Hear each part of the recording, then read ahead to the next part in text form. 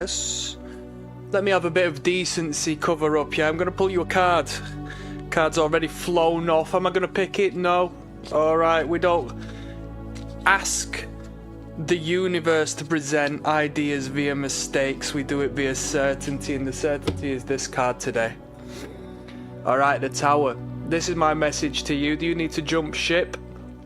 Is something going under right about now? Whether it be, hey, it could be your mental state of mind. Are you acknowledging this? Are you burning out? Do you need to quickly take a moment to jump ship, to get the heck out of the tower before it collapses?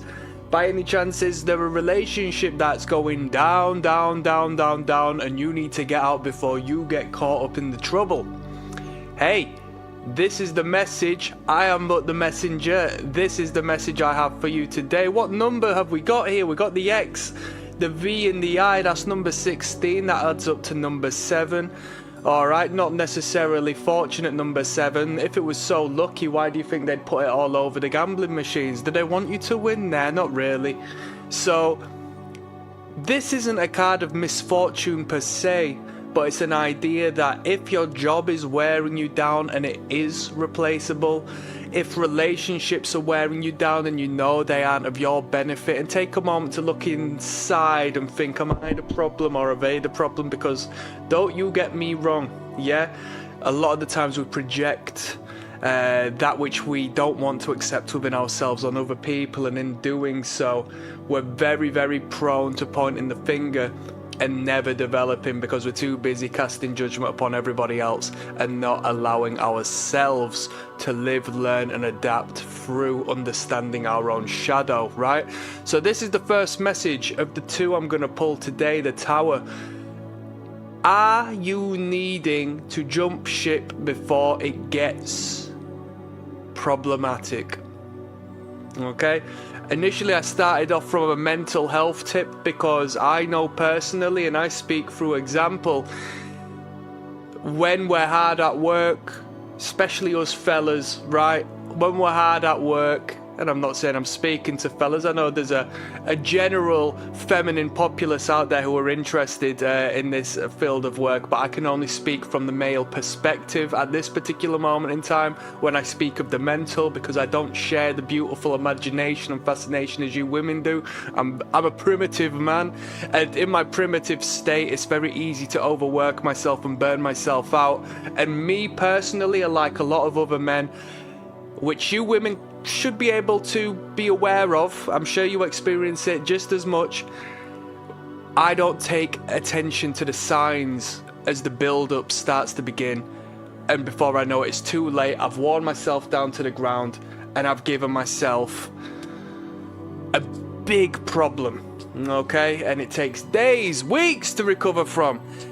And as I pull another card, okay, I want you to leave quite simply the statement down in the comment section, I claim this. That's all I ask for. Leave down below, I claim this, because what I'm telling you is to allow yourself to be aware of that which isn't giving you the return on investment you yourself need and desire. Alright, there is something out there and only you know the true reality of what I'm telling you, but it is the truth. And what I've got here is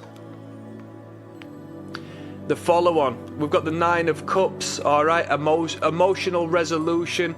We've got the beauty of our emotional little spectrum, per se, for lack of better terms. We've got the emotional spectrum laid behind us.